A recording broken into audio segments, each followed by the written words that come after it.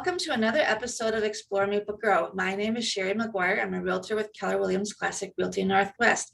And today I have joining me Kyle Rowley, author of Chronicles of the Unicorn Kingdom, Save the King. Welcome, Kyle. Good morning, Sherry. Thank you for having me. Yeah, my pleasure. Well, I don't know where I saw it recently, but I stumbled on your book and you're in the area and your book is in Barnes & Noble. And I thought, wow, this is something to celebrate and help you spread the word on. So why don't you tell us about this book and how it came to be? And if you have one, handy, I guess I should have told you that before. I do have one handy. It's right here. Oh, awesome. There we go. So, like you said, I wrote a chapter book it's a middle grade chapter book, probably best for about 8 to 12-year-olds. And I never, planned on writing a book and it just kind of happened to me. So it was during March 2020, kind of when all the COVID lockdown stuff started happening. I always read to my girls every night. I have 3 daughters, and they out of nowhere asked me to make up a story for them instead of read one. So I said, give me a day to try to think of something. And I spent a day kind of outlining what I was going to talk about. And for like 10 nights, just told them, one part of the story every night. And I'm very lucky where I happen to have an aunt who is an amazing artist. And so the cover of this book was drawn by my aunt Linda.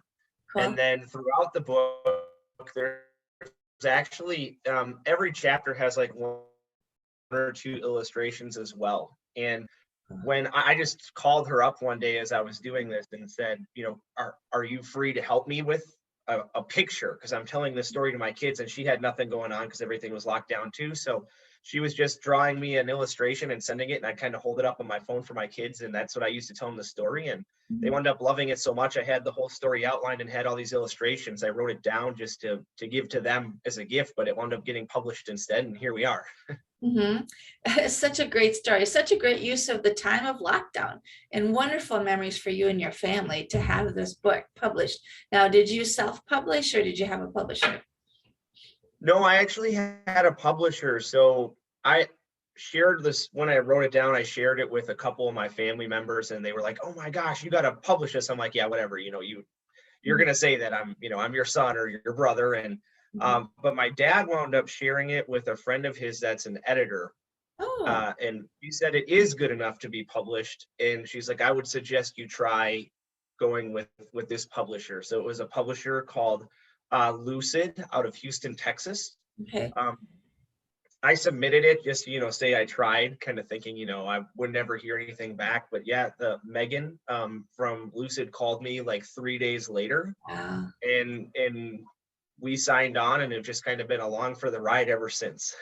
That is so awesome. And you are so blessed. You have created something amazing that a publisher would pick up on right away. Because I will tell you from, like 2012 or something, I actually went to a conference 3 times, and we spent a fortune learning how to do a bestseller book, how to get the publishing. And there's a lot of people that, send things in that never go anywhere.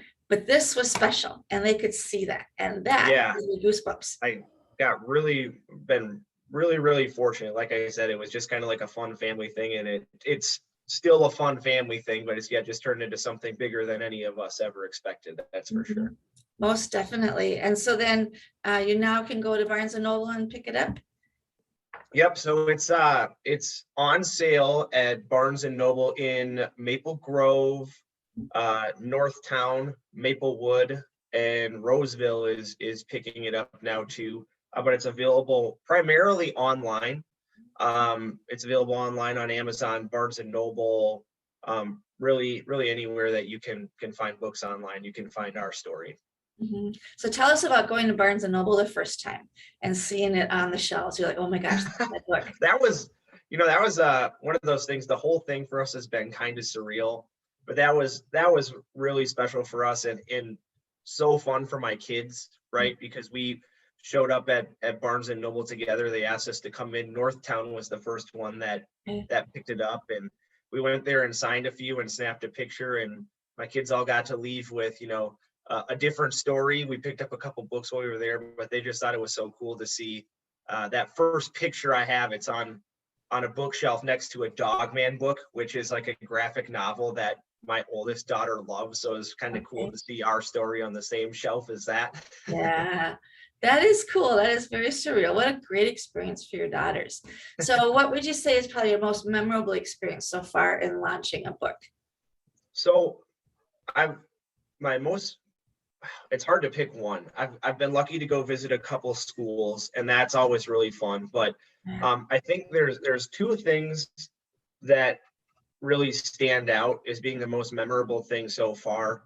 I have had two children actually that like got a hold of our email or got a hold of us on Facebook and Mhm. said that their daughter loved the story so much that it had them kind of inspired to write their own Oh, story. And so there was two different times I've had a young kid probably around 9 or 10 years old like wrote their own book and drew some illustrations and sent it to us, and I read it to my kids at night, and they sent in book reviews for them, and that was probably the most fun and special thing so far, outside of just the joy for our family.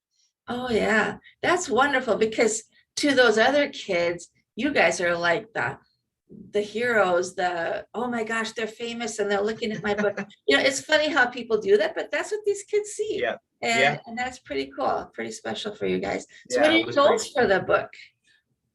I'm sorry, what was that? Oh, what are your goals for the book? Oh, so with this book, um it was my goal to sell. I've done research, like I said, all this is new to me. I read that a lot of first time authors, it's like you said, it's pushing that boulder up the hill, sell like 250 to 300 books in the first year. And Okay. it was my goal to try to sell 1,000 in the first year. Mhm. And it's been out for 5 months now, and we're already almost there. So Wow. that's great for this book. Um, but as far as my goals for the next year or so, I'm actually hoping to publish the sequel. So I Cool. kept telling my kids stories, and um, the publisher had approved the second one a while back, and we were just seeing like, are we going to sell enough of these to have it be worth the time that I invest into it? And I'm hoping in the next week or so we'll pull the trigger on signing the contract for number two, and if everything goes according to plan, by the time we're all said and done, there will be four.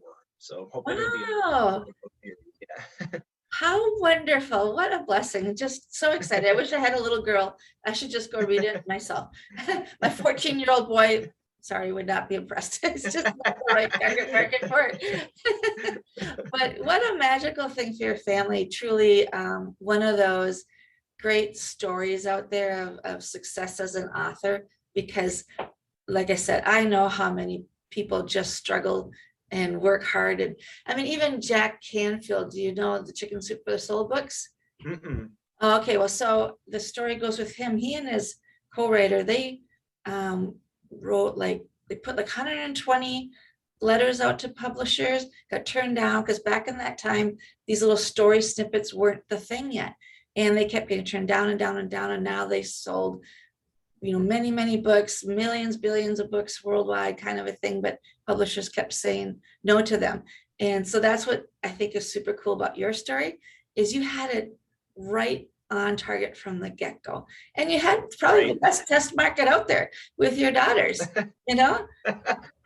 Oh, it's kind of funny too, because I've got a notebook sitting here that has like the outlines when I, make stuff up as I'm telling them the stories. And there are some times where like I'll cross something out and like redo it and with a note like they didn't like this part. So I've got to change that up. And like you said, I'm just doing it for my kids, but it's just kind of turned out that a lot of other kids have been enjoying it too. So Yeah. Well, great. So the best way for people to buy the book?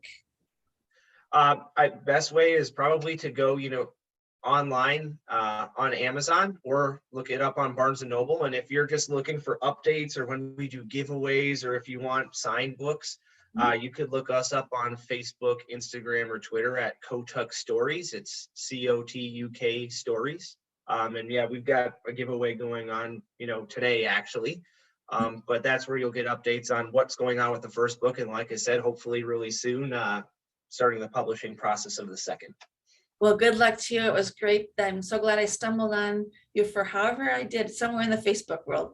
So it was Yeah, wonderful to get a thank you chance for to having meet me. you. Yeah, you're welcome. My pleasure. So again, thank you, Kyla. This is Sherry McGuire with Keller Williams, Classic Realty Northwest, a realtor with them. Thank you for watching another episode of Explore Maple Grove, and we'll see you soon.